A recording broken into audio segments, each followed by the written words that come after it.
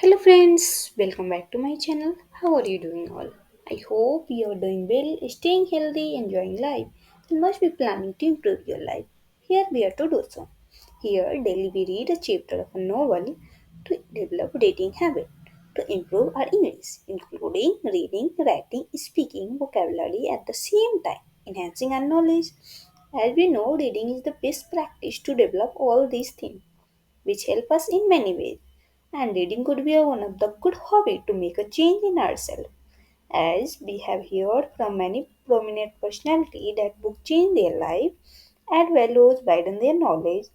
We can live other life by reading a book and get all those experience and learn from their mistake.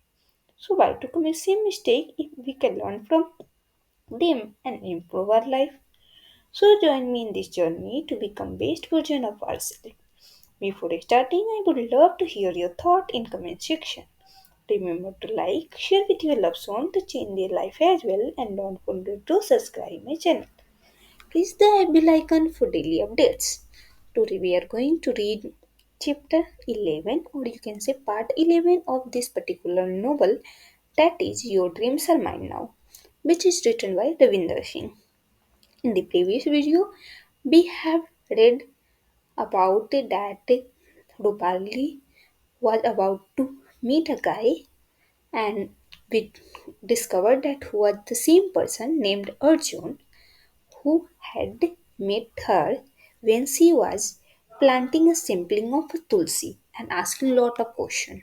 So when she met with him, she was at, at the sea. She was unable to uh, conversation, and she was like a fearful also that she has already a image, bad image and perception for that boy.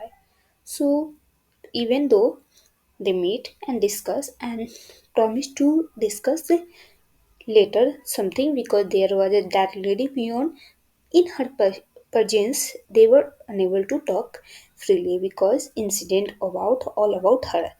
So in today video we are going to see that what happened next, how they met, and they he was a really a bad guy or it was just a perception of her. So this all we are going to know in this chapter. So let's read and see that what is there for us. 11. Oh, look at that. Tiny tulsi flowers have blossomed on your plant, Arjun said while looking at the plant with great amusement. His hands on his waist, he bent down to get a closer look. Rupali had never imagined such a pleasant reaction from Arjun towards her plant.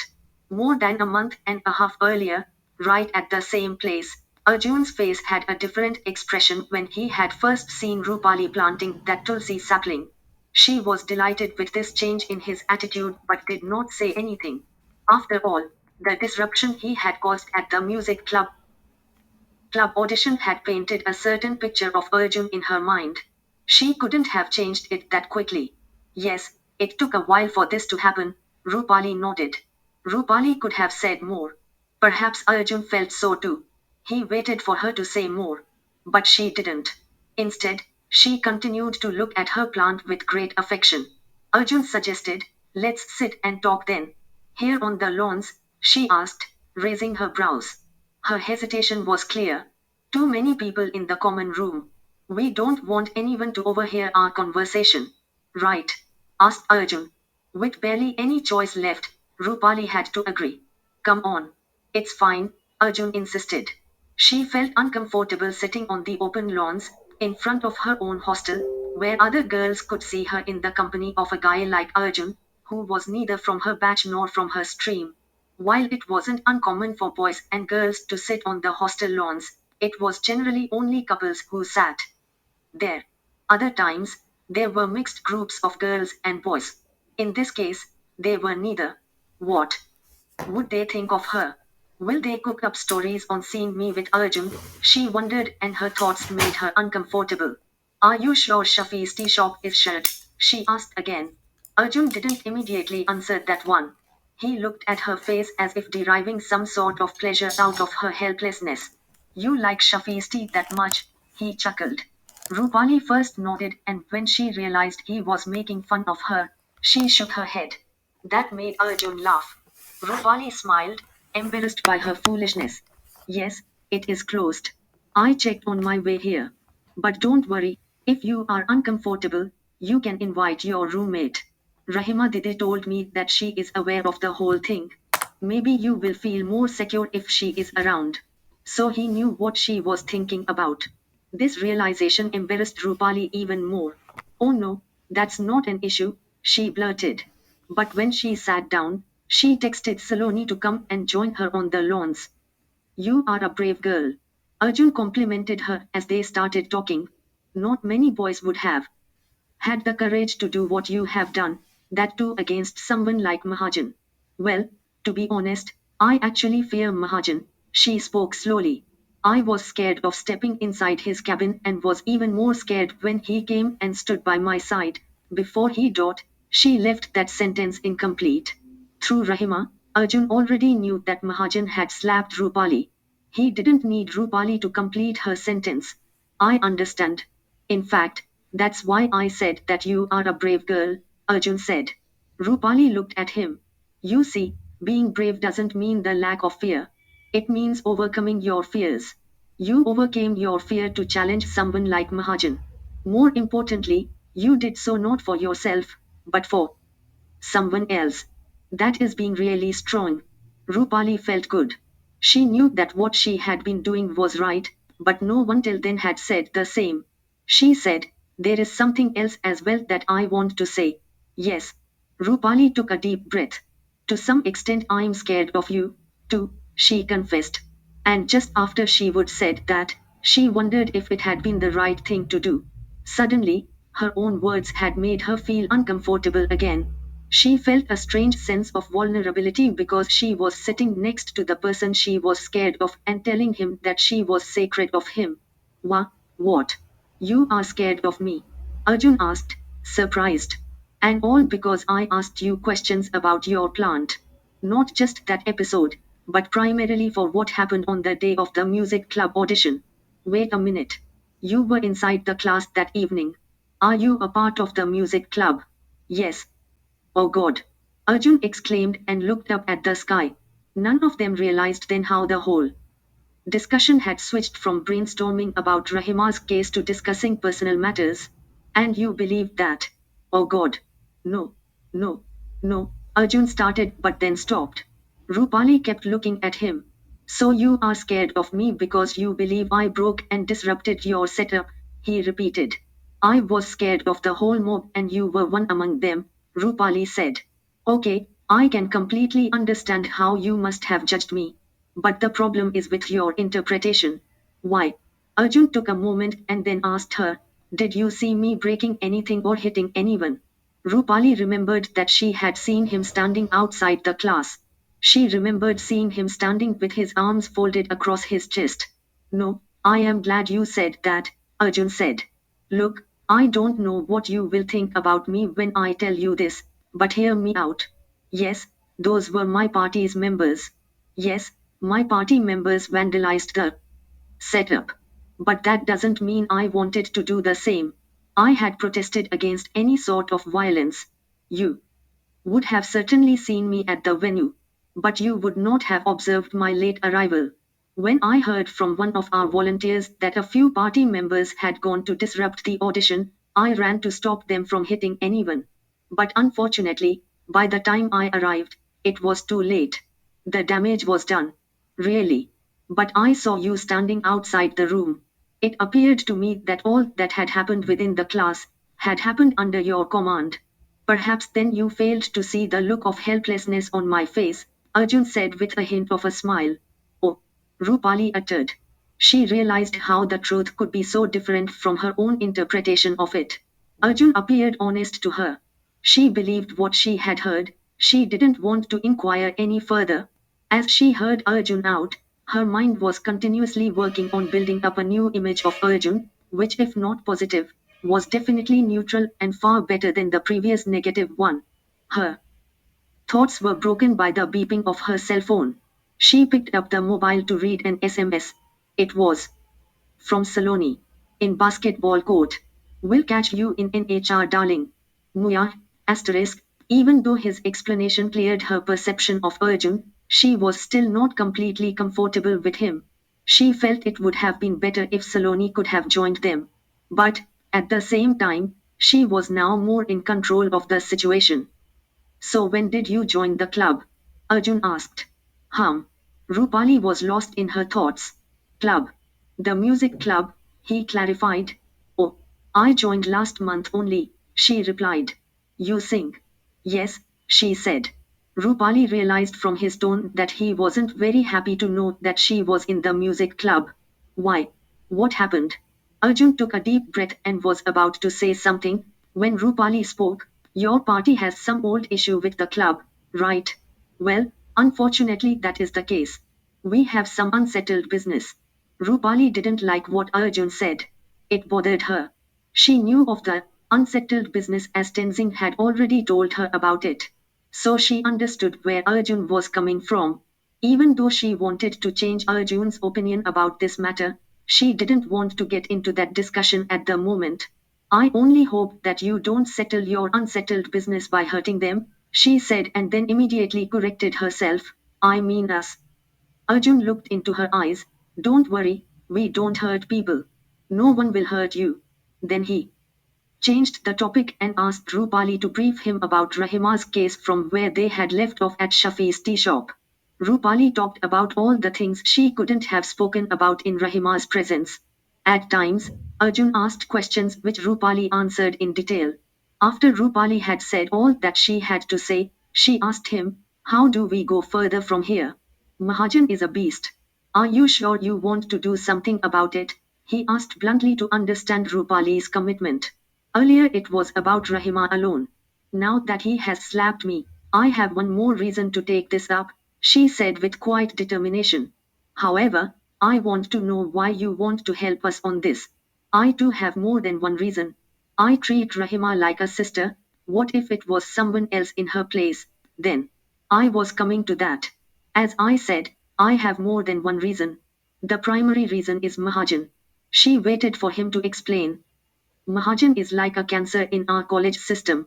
A lot of wrong things are flourishing in this university, the backdoor admission of a few students, the upsurge in the demand to increase reservation quotas. It is all Mahajan's doing. He has a strong hold on this university and the political backing of the party in power in the campus as well as in the state. Unable to connect the dots, Rupali spoke, I am not sure if I get it. How does that concern you? I am talking about corruption. Mahajan is corrupt and powerful, now more than ever. Teaching accounts in this college is just a facade. Behind this well of teaching, he fulfills his personal interests. He makes money by giving admission to those students who are low on merit but belong to highly influential families. He uses the various quotas like OBC and SC sent to his benefit. From getting fake caste certificates for students, to making them eligible to use the respective quotas, he gets everything done for them. Apart from college donations, a separate donation reaches his home for such exclusive work. When you ask why I am concerned, my answer is, I am the victim of this quota system that was illegally used by Mahajan. 2 years back, I was the first person on the commerce admission waitlist. I never made it to my preferred stream but was made to settle for arts. The reason being, my seat was traded to admit a bureaucrat's son whose class 12 percentage was way lower than mine, all this in the name of bullshit quota. Oh God, exclaimed Rupali in disbelief. But why didn't the higher authorities take some action against him? Are they corrupt too? Not everyone. But some definitely are. But not being corrupt doesn't mean they are against corruption either, Arjun replied. Now what does that mean? Arjun explained, the real problem is, those who aren't corrupt themselves, don't always fight against corruption. Because they fear that if they raise their voices, they will lose their jobs. Even though such transaction happens under their noses, and they keep their mouths shut.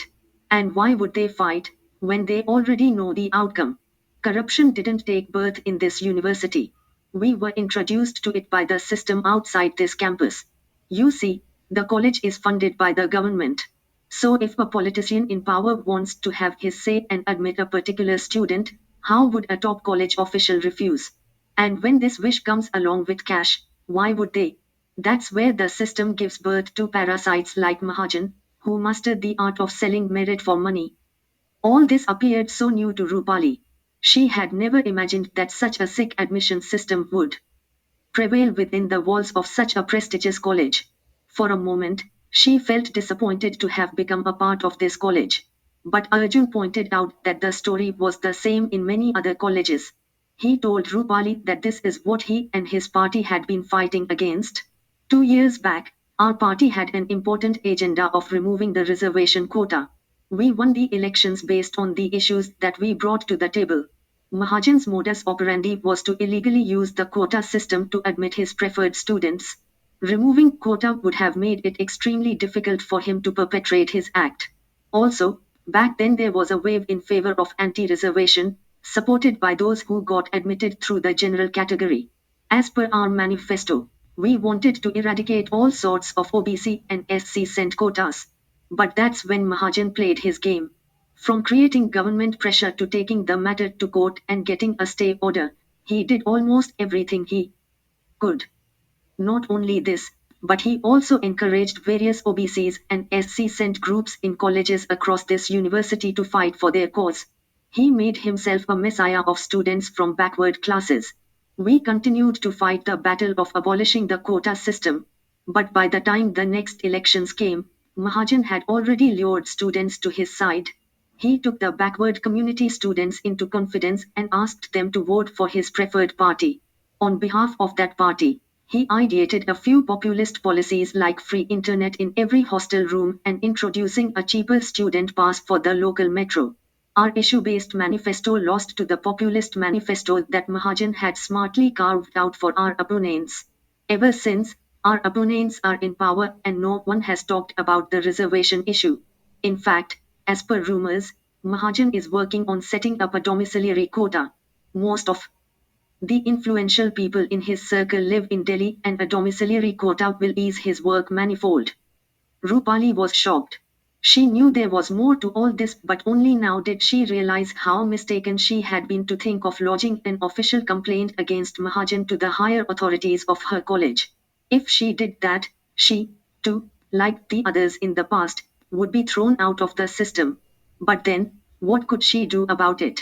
So is there no way for us to take this matter forward? She asked Arjun. Not unless we have strong evidence, he answered. The victim herself is the evidence.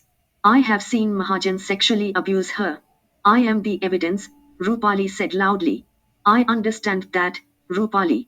But I am wondering how strong our case is with just the two of you on one side against someone like Mahajan. What if Mahajan sues both of you for defaming him? What stops him from saying that the two of you have attempted to malign his image for your personal benefit? What will you do then? Rupali argued, if he sues me, then I will fight back. What sort of a hidden agenda can be important enough for a woman to put her own self respect at stake for it? You and I feel that. But in the court of law, feelings do not matter. Facts and the motives do.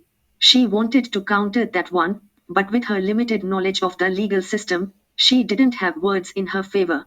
But this is not right. You know it. This is not right. It can't keep going on this way. Because this is not right. She said in sheer frustration. Arjun wanted to pacify her, but didn't know what to do. He chose to keep silent. Meanwhile, in his mind, he was analyzing the strengths and weaknesses of the case at hand and their position to fight it. The thought of reaching out to the vice chancellor of the university had also crossed his mind. He knew that the vice chancellor was a lady of values and a person of good heart. He had interacted with her in the past. But he also knew her limited powers on matters such as this, which raised a finger against the powerful nexus in the system. He wasn't sure she was strong enough to break through that. Yet he continued to weigh the odds. The street lights in the hostel block and the campus in front were turned on. It had been more than an hour that the two of them had been together. He looked at Rupali and wondered if she was still uncomfortable sitting with him. Probably not, he thought to himself. Then all of a sudden, something struck Rupali. I have evidence, she smiled. Arjun was curious. He waited for Rupali to speak. I have. Rupali stopped as soon as she began her sentence. She took a second or two to speak again. As she was about to say it, she realized she couldn't look into Arjun's eyes while revealing what she was about to. A video of Mahajan sexually abusing Rahima will definitely serve as evidence. Right.